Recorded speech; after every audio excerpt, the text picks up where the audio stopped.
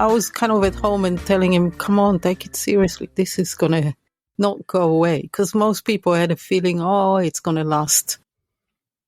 It's not going to explode like it did. But from here, on the road especially, you're not kind of in touch with news. So I was kind of telling him, you should come home.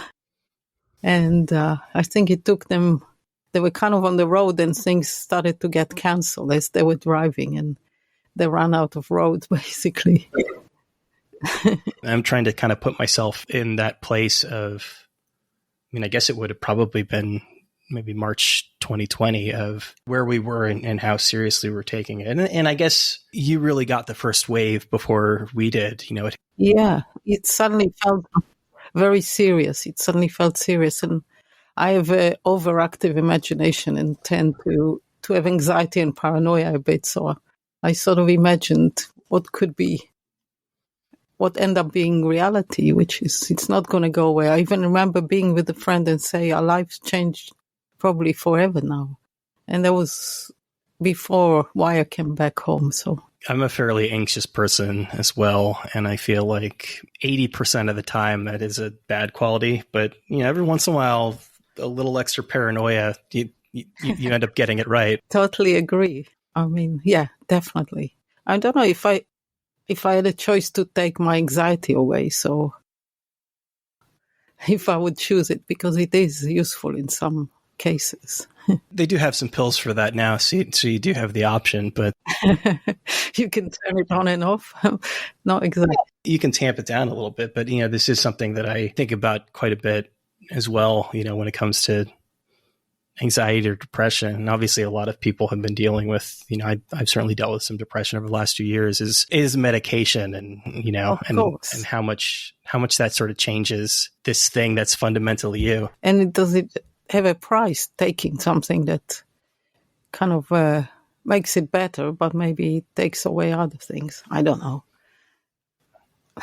How have the two of you been faring for these past 2 years? So, I mean, as soon as Colin came back from the States and suddenly there was like one big lockdown, it felt amazing. It was kind of around May, everything stopped.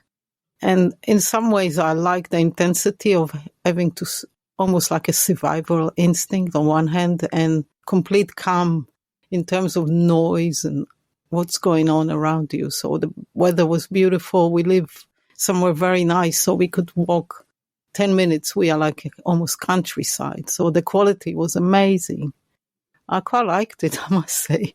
Although I was very paranoid and nobody knew how careful you should be and what way you can catch it, if you know what I mean. Now we know much more about it. So I quite like that mixture of survival, having to survive. So it's very basic. You have to do very little. Shopping was like, wow, we did the shopping. You know, those little things that seem so long ago. And then you get reality and things become unequal. So I like the way the world was equal. We were all in the same boat, if you know what I mean. And then some countries started to, you know, change and open up, and here was still lockdown or the other way around, and some places had gigs and others didn't, and it suddenly felt unequal, and I liked it less. And you start to compare who's got more vaccine and all this kind of nonsense. But so it's kind of up and down. I'm sure it's true for a lot of people that the experience was very mixed. Yeah, I find when I discuss this with people, and those people who actually did have, I don't want to say a good pandemic, but who did enjoy certain aspects of it, tend to be quiet. Their voice is lower when they talk about the things that they did appreciate about it. Yeah. You know, because obviously there's so much suffering going on, but certainly, of course, for a lot of artists that I talk to, there's an opportunity to you perhaps do projects that you've been putting off for a long time because suddenly you've just got all this time on your hands. Totally. And reevaluate, you know, where you are, where you're going. I mean, I had some difficulties because my mom was in a hospital and passed away and I couldn't go. And that was very hard. The mixture of guilt and just wanting to be there. But yeah. in terms of being together with Colin and being able to do stuff and just slowing down and accepting this is how it is now. It's quite good. Did you find that it was a fruitful period for you creatively? Definitely. I mean, we started a radio show, which was something, I wasn't sure I want to do because I don't feel totally comfortable talking sort of on the radio. I don't like formality. But we discovered an amazing effect of how much amazing music is out there and how we are music fans and how listening to other people's music and loving it affects of you as a musician and your creativity. And because when you make music for years and years, you lose touch with other people's music, and that's great. And it's been 100 shows. Today there was broadcast of the 101 show, so we didn't expect to go on so long, but we enjoyed so much we just kept going. And that happened by chance. We bumped into someone in the street that we know, and he's got the radio station, or he runs it, or he's behind it. And kind of from there, it just happened. And we had the space to do it. So, yeah, because it takes a long time to put it together, because we take it quite seriously. It's interesting to hear you say that there's a way in which, through being a musician, that you tend to lose track of other people's music. I guess that sort of runs counter to what I would expect, in that I think most people, as they get older, tend to lose track of or not be as invested in new music. But if you're a musician, there's, you are out there and you are interacting with other bands. Yeah, I mean, it's harder nowadays anyway for people to know what's there and what's good. So we feel like we are a filter for some people. We filter the good stuff, hopefully. And yeah, it's amazing how much good music is out there, but you have to really look, and there's a lot of not very good music. So you kind of listen and you become very quick at choosing and knowing what's good and where to look. And it's kind of exciting. I mean, I'm a collector, and I'm obsessive, so I tend to kind of get into a role of looking and finding, and that's really fun, actually. So you were pretty actively seeking out new music prior to having a radio show. This is just sort of a good outlet for it. Yes and no, but if you don't kind of really look for it like we do now, you kind of hear what's the radio station you listen to, or the music magazine. The problem is that most of them just go for the obvious, and the more I do it, or we do it, the more we see how shallow some of it is, and some music doesn't get exposed. So you have to look and find like almost little treasures, and so it's kind of fascinating. So before, we were aware of music quite a lot, but now much, much more, and more different styles, which I didn't even know I appreciated before. So yeah, it's amazing. Yeah, I read a statistic recently, I think from Spotify, that something like 80% of streams on the service are more than, I think, 2 years old. That most people are listening to a lot of these kind of legacy catalogs. Yeah. I mean, I wonder how much of that is just people looking for something comfortable and familiar. Yeah, I don't know how it works. I mean, what is taste and I don't know. But I think even younger people, I mean, they seem to sort of go for obvious, some of them. You either go for completely new. I don't even know how it works. It's kind of fascinating.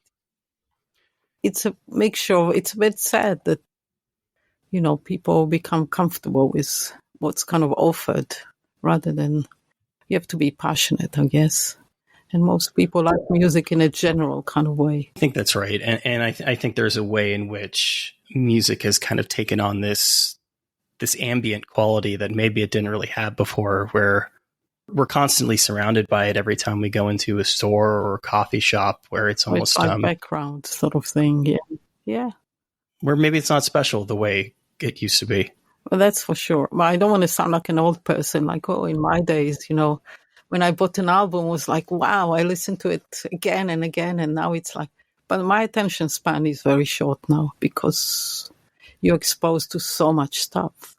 But because of the radio show, suddenly there's a reason. And if you really care, because you're playing it to people, you make sure you find stuff and you find good stuff. So it changed the way we listen to music, which is great. My old man rant is going out and spending however much it was. Even in like the 90s, it was $17 to buy a CD. You're going to be invested in that product in a way that you won't necessarily be if it just pops up on a Spotify playlist for you. Yeah, I mean, people are used to get things for free now, music. Yeah, it makes it sort of more disposable, I guess. And there's so much out there. Everybody's releasing. There used to be like record labels and you went through it. I mean, it's great that people can do stuff at home and release it and call themselves producers. But there's so much stuff out there. It's difficult to know what's good.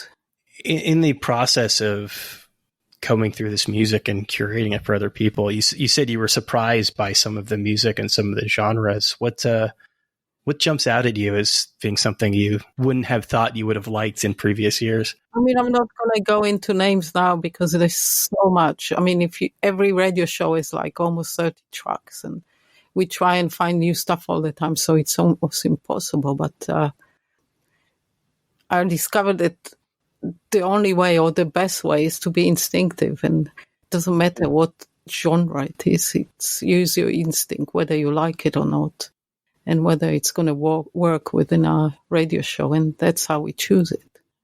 So, and also Colin is like into different style that I wasn't necessarily into, and I like to find things that I like within the style that he appreciated and I didn't, and you find you do appreciate it. It's just openness.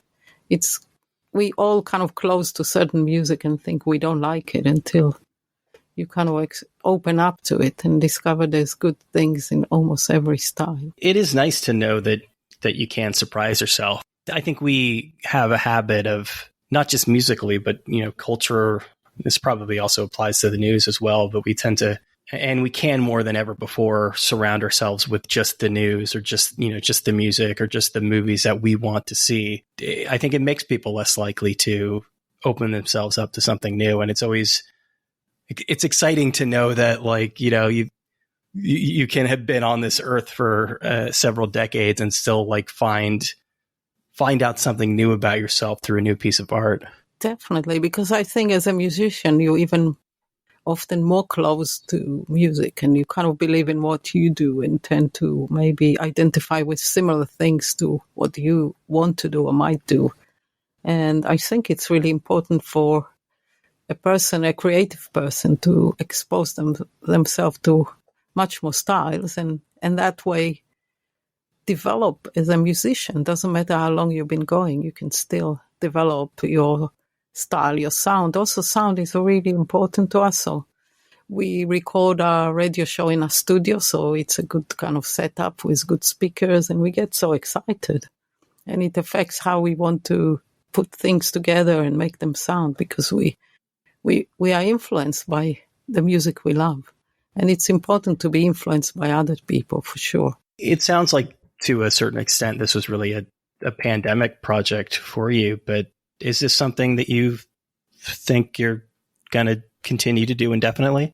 Well, we still going on with it, definitely. But it is a bit of a struggle when we kind of travel or we have other things. So we try and record sort of in advance, and because it's kind of important to us. But I can see it might be a struggle if we're really busy, because we take it seriously. So we don't have to do it. We do it totally how we want. It has to be really good, and we don't want it to drop in quality. So we'll see. But I know people appreciate we get feedback. We don't know how many people listen. It's impossible. But when we do get feedback, it's really nice feeling that people follow us every week and we give something. Because as a musician, you used to give by doing music, but you can also do it this way, which I never imagined. But it is a way of being creative and giving something to people. Do you feel like that's a quality that is pervasive through most of what you do? That if you're going to work on something, if you're going to create a piece of music or anything else that you put out into the world, that you're really going to make sure that you put your entire self into it? Definitely. That's why it's quite hard, because the music business is tough and very shallow, I would say. So, it's kind of personal. Whatever I do, I feel it's very personal, and I do believe in it. And you sometimes feel like there's not much feedback out there. But if you believe in it, you just do it anyway. So, yeah, the believing is the most important bit. I was reading an older interview that you did, and one of the things that surprised me was not knowing that being a musician was something that you could do, or perhaps even early on, not necessarily thinking of yourself as a musician. And it surprises me because, obviously there's a lot said about that first wave of punk and how it almost sort of like democratized access to this music, and that, it sort of lowered the barrier of entry. It took a while before you realized that you really could be a musician. It's partly to do with where I came from. It's a bit behind, especially at the time. Now with the internet, it's all more equal. But at the time, musicians were a proper musician, if you know what I mean. And I couldn't play instrument very well, or I started playing the bass, but I didn't play it so well. And I'm kind of a mixture of lazy, and I like to be instinctive. So I never invest in technique or anything. I still don't. So when we went to Amsterdam, I was just not a musician, just a bunch of friends. And suddenly I saw people playing. They were not amazing technically, but they had a lot to say. And suddenly it kind of clicked somehow. And I felt like I can do that. So it came late because, before that I didn't imagine I could. I was a music fan, but not imagining that I could do it. And I still do it in the same spirit. I mean, I don't practice, and it's kind of more instinctive than anything. How did you end up in Amsterdam in the first place? Just being bored from in Tel Aviv, and we heard it's fun, and in the summer it's great fun. Lots of people. It's colorful and full of life. As soon as winter hit, it was miserable. It was hard. It was part of being in a band and living in a squat and surviving. It was part of the vibe of doing it in a way. We didn't think about it, but it was part of, it gave power to what we did, because we were not the most comfortable to say. But yeah. You had no expectations of moving out there that you would eventually become a musician? No. It just, when you move from where you grew up, it can open your kind of mind and open possibilities that you didn't imagine before. So that's what happened. Did you have any concept of what you did want to be? Not really. I used to paint, and I love animals, so I thought I'm going to be a vet or something. But I never studied to do it. So yeah, people drift until a certain age. I still do in a way, but that's okay. Being a musician allows you to drift. What does drifting mean to you at this point in your life?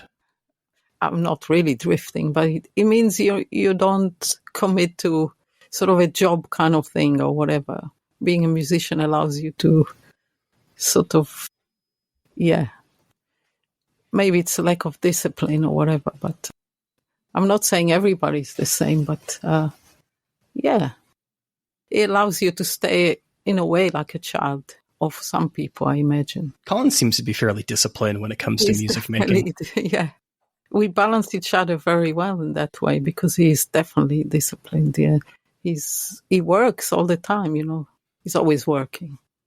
And I admire it, I'm just not very good at the kind of organizing side of it. But yeah, we kind of complete each other, because I'm quite instinctive and we work well together when we come to doing creative things. Does that mean that he has to be the person who comes along and says, it's time for a new Immersion album, or it's time to sort of revisit some of these older pieces? I'm aware of structure of the business, of when things should come out, and it doesn't quite work like it's time for a new Immersion album, but he's more aware of release times, and how long it takes to release anything. And, he works closely with where he runs, he runs the label. Although it's on both our names, he's really doing the running of it, the technical running of it. So, yeah. Did the painting end up taking a back seat when you got serious about music? Yeah. I take a lot of photos, so it's all the same thing, really. I'm kind of obsessive, so I could probably play every day all the time, and then I would be happy. But it's impossible, so I take photos instead. It's like an impulse to be creative. I don't know how to explain it otherwise. But it's all the same thing, I guess. Painting or photography or music are all creative, but it does work a different part of your brain. I find that as a rule that, I write most of the time, but I like podcasts and do other things because variety is important to me. I think if I didn't have other outlets and I wasn't able to do other things, it would drive me crazy. I don't know. For me, it's kind of instant. So I play, if I have an instrument, I play it. I don't think about it. And when I take photos, it's the same kind of, it comes before thinking, if you know what I mean. So they are quite similar, even though the result is very different. And technically, you have to be in a space to make the music, and photography, you have to see things. But it's a similar kind of feeling. One of the things, I'm always curious about is how something like photography specifically changes the way you interact with the world and your surroundings. Well, I see things all the time. My eyes became like something that searches beauty, if I can say that. And my kind of beginning love with photography came from lomography. When I saw how it looks and how it's done, immediately I knew it's for me, because they have like 10 rules, which are kind of a joke. Well, it comes from a camera that was manufactured in St. Petersburg in Russia. And it was a compact camera that was done in a factory that makes telescopes and army stuff. And it's kind of compact camera for people. I think it was in the 80s, 70s. I don't know. I'm not good with dates. But anyway, some Austrian students went and bought this camera and discovered it does weird stuff. So it does the lens does special effect. And they kind of started the movement of lomography. And the whole lomography thing it looks kind of weird and interesting, strange colors, but also it's instant. You don't think about it. You just see and click. And you photograph weird stuff that most people didn't photograph till then. And somehow it's like music. Yeah, you can take pictures immediately before your brain gets engaged. So it's not calculated. It's very instinctive. And it's kind of how I started photography, and it's how I see the world. I see pictures all the time. And I think we're actually Facebook friends, and you do post things on there from time to time. And yeah, it seems to me that one of the primary things that you're interested in is juxtaposition, is almost collage, and seeing what results when you place two images on top of each other. That's just one of the things. So it comes also from lomography, which is double exposure. Originally done with a camera, and we used to even shoot a film and then send it to another lomographer on the other side of the world, which you never met, and they'll shoot it over it again, and you get collaboration. It's one thing we're really into with Colin, is collaborating with other people when it comes to music as well. Like we have the Nanocluster project, which involves collaborating, creating music almost instantly with people, other musicians, and releasing it. So yeah, it's all connects, you see. That process specifically takes an incredible amount of patience that I don't think people have anymore, to take a picture and send it across the world and wait for somebody else to take another picture. It's an adventure, and sometimes it looks amazing. It's like you suddenly get the other people's world into your image. And the layering can be random, so sometimes it works really well. You have to be set the camera, underexpose it. So when they shoot over it again, it exposes it again. So if you don't underexpose the original, it's overexposed, you see. That's so technical. I hate technical stuff, but I learned the minimum to know what to do. And some of the swaps, what we used to call it, swap film, were amazing. Yeah.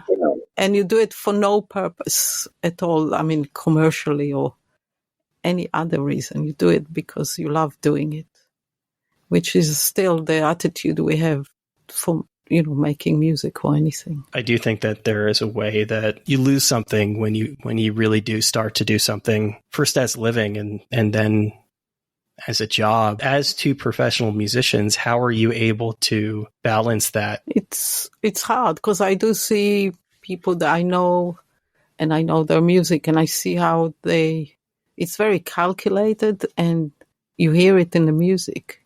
It kind of loses the magic because the magic comes from, not thinking about it or being calculated. Yeah, it's hard. I mean, we're fortunate because Colin with wire and me with minimal, so there is some income from that and we can be more free maybe doing things that we believe in and not calculated, if you know what I mean. How much of your day-to-day life, especially during the pandemic, has been spent playing music? It's hard to say. I mean, we have a setup at home, so it's all mixed, so, not enough, I would say.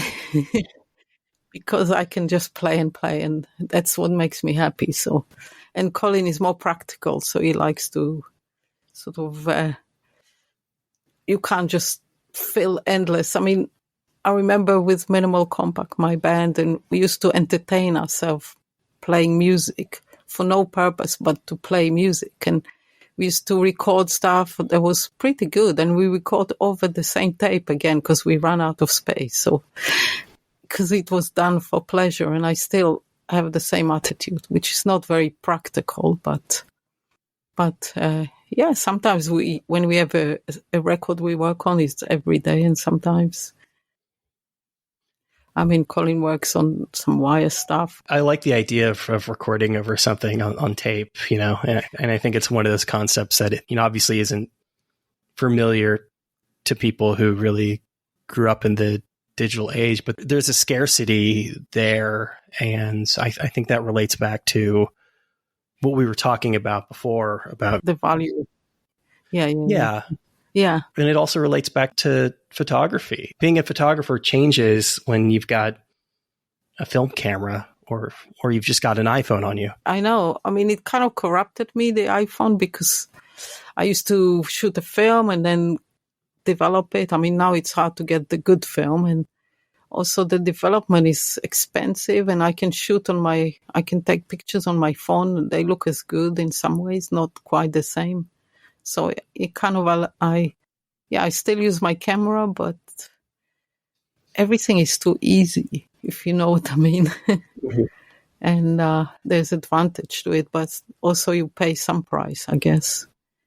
So, yeah, but recording over, it's almost like you create something amazing, but you give it up. You did it for the moment, which is kind of special. Crazy, but special.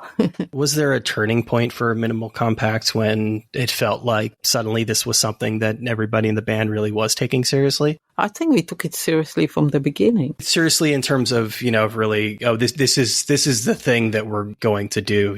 This is more than just friends kind of jamming around. Like, this is our band.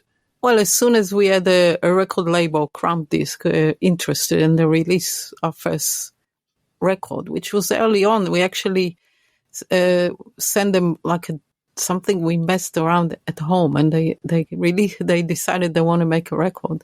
From that moment, we took it totally seriously and started being a band, even though I couldn't play and not everybody in the band were proper musicians. But I think in a way, when you start to get success, that's when it's kind of corrupting a bit and gets in the way. Yeah, we didn't have easy life. We lived in squats in Amsterdam. Wasn't easy, but the music was the important thing. And then when you start to succeed, I don't know, it starts to pull it apart, and people start to think I want to do this or that, and it's all about me. I think, happens to every band that succeeds, or almost every band, I imagine. Is that ultimately what happened to Minimal Compacts? Yeah. Well, I met Colin, so it kind of like, suddenly I was with another musician, but it shouldn't get in the way, really, but it did. I mean, we started as a small core of 3 people, and it kind of, when you start to have partners and you start to be successful, so every element pulls it apart somehow. You can't be the same. You start in an almost pure kind of way, and it's inevitable that it will somehow get, I don't know what the word, corrupted, not really, but I mean, some people are grown-ups and they know how to continue in a different way. And lots of bands do because they're successful and they want to, it's their main income, but it's never the same, is it? From what I understand, the band actually ended up finding a lot of success in Israel as well. Is that right? Yeah, in a strange way, after we split up. So we started sort of every now and then doing a reunion there, and more people came. I mean, 2 of the musicians who are local there became very successful as solo artists. But I think the audience we get as Minimal is different to theirs, but I'm sure it adds up to the volume of the audience. But it kind of grew and grew in a strange way. So every time we do a reunion, it's kind of hysterical. We sell out. We start with 2 or 3 gigs. They sell out within days without advertising. And then they keep adding more gigs. So yeah, it's kind of crazy, very intense. It's weird because I'm not used to that kind of size of audience anymore. So when we do it, it's kind of quite emotional and overwhelming. But yeah, great. It sounds like part of maybe the disconnect early on is, especially since you started creating this music in a different country as part of a different culture, that maybe in the earliest days, Israel just didn't really know what to do with you. Exactly. And, they were a bit behind in terms of what's in, and it was very local. I mean, it still is a bit local, to be honest. I mean, they're exposed to a lot of stuff, but the people who are successful there, they kind of, to me, it's a bit local. For not everybody, but yeah. So it did come in a delay. And we kind of sang in English. We never aimed at the Israeli market. It wasn't even consideration. We were in Amsterdam. We saw all the cool bands that were happening. And that was our influence, and that's where we felt we belong. How did the initial decision to reunite and play again after all those years come together? I think Sami, when it was like certain birthday, he said, I want to do a gig for my birthday. And it started as a tradition. So when people, sometimes around people's birthday, we did so every couple of years, but yeah, we forget the birthdays now. We do it when it feels right. But it's not easy. I mean, we were supposed to have something in Europe, like a tour in Europe, and the pandemic hit and it got cancelled, and then things get in the way and people are busy. So, but it might still happen. It sounds like as a group, you were able to find a way to reunite without the pressure, and no expectations if this is just something you're doing every couple of years. Yeah, and without the mess between us, because it got quite messy between us in some ways. And then you kind of do your own thing and you grow up and everybody is in their own sort of bubble, and you stop kind of judging and you can do it as grown-ups. But it's still got the intensity and magic, and that's important. So, yeah. Yeah, I know you're not a nostalgic person. In fact, I saw you say that in an interview, but, it is interesting, this process of going back and revisiting work from a number of years ago. Yeah, I mean, I don't like the word nostalgia.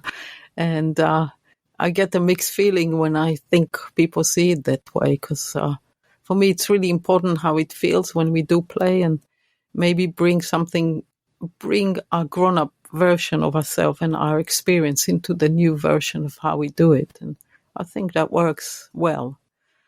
Obviously, there's people in the audience who kind of knew it at the time, so they come. For them, it's kind of reuniting with something they grew up with, which is okay. What was the process of revisiting these two records? Oh, okay.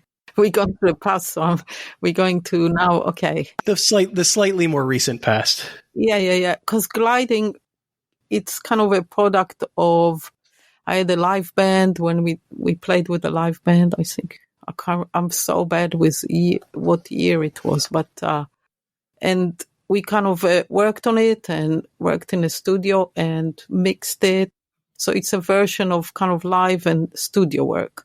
And it was always my favorite sounding kind of record of mine. And it only came out digital.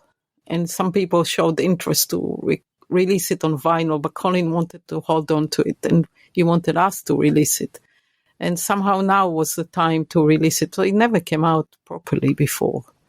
So that's the gliding side. And then, I mean, Colin is practical, as I told you before, the record label side. And he said, we should put it out as an album, because if you put out a EP or a mini album, I mean, financially it never pays off. So he said we should do it an album.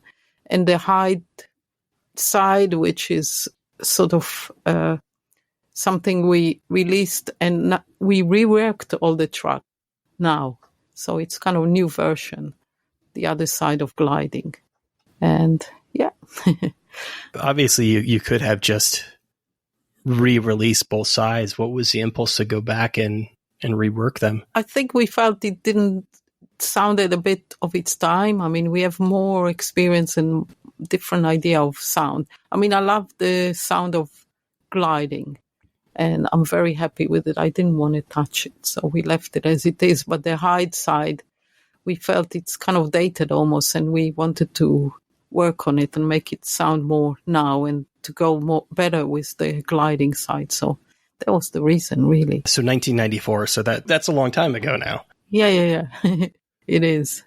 It was kind of period we were into dance music and all that. And yeah, we still are in some ways, of course. That's what tends to, I think, date things more than anything else is drums. Whether it's drum machines or how the drums are produced. Not only that, I mean, some of the minimal compact records I can't stand listening to, because the snare in the 80s used to be the loudest thing in the mix. And it just completely ruins the whole thing. I mean, how did anybody think it was a good idea? God knows. And how come I didn't have any opinion then to realize how bad it is? I just listened to it, including something Colin, when I met him, he produced Raging Soul. Some of the snare is just ridiculous. Everything is dwarfed. Why would you want to dwarf everything else? I mean, so yeah, 80s is definitely a dated period when it comes to sound and how people used to mix things. It's funny. I actually think about this a lot in terms of Wire specifically, because they feel like this band who has made timeless music, maybe except for that period of the 80s when everything was produced. Yeah, I mean, when I listened to the first 3 albums of Wire, they sound amazing. They completely stand by themselves, I think, in 50 years as well. I don't know how it works, those things, but yeah, 80s, yeah. It was, even though I was active with my band in the 80s, it was not a good period when it came to sound. And yeah, there was some weird fashion when it came to sound. Did you enjoy the process of reconnecting and reworking that older record? Definitely, yeah. Although it's kind of hard to know because you know it and you still approach it from kind of a new point of view. So yeah, I enjoyed doing it. I redid all the vocals, so we completely worked on it. Not only remixing, but reworking.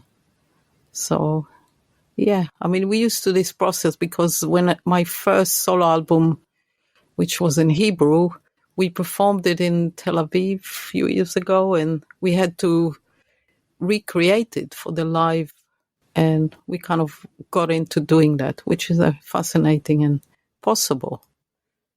You want to preserve the kind of quality of it, but able to recreate it.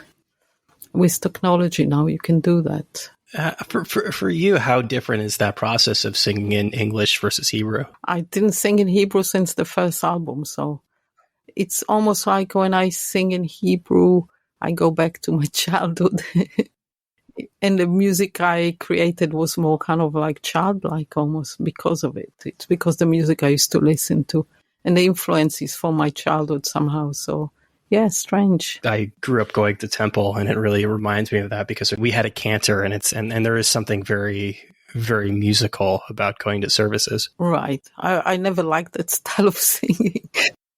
Yeah, it's very far from Hebrew and Hebrew music in some ways. But yeah, I think some of the words are quite naive as well because of kind of where I come from. But I mean, there's new music coming from Israel that's kind of more new generation that's more individualistic and does interesting things. Through the radio show, I discovered that. But yeah. What does naive mean in this context? Naive, like childlike, simple when it comes to the words in Hebrew. I'm not used to, I'm speaking English for years now. And when I go there, of course I speak Hebrew, but I'm not used to when you have to express yourself in a more sophisticated way. I'm not used to that. So I tend to write more simple, which is fine by me. Actually, I write the same in English. More, not trying to be clever, but more simple. So you've continued producing music with Minimal Compact over the years? No, we recorded last time together, I don't know, quite a long time ago. Yes, we recorded one track. We went in the studio and recorded. I mean, as far as I'm concerned, I would just be interested in new stuff. So I would be very happy to do new stuff, but most people are not sure or they don't want to invest that much in, it takes a lot of openness, courage, just going for it to write new music together. And I don't think most of the people are ready for that, but I'm always interested in new rather than old. That's why hiding and gliding, it's like, I'm happy about it and I'm excited, but I'm always rather do new music.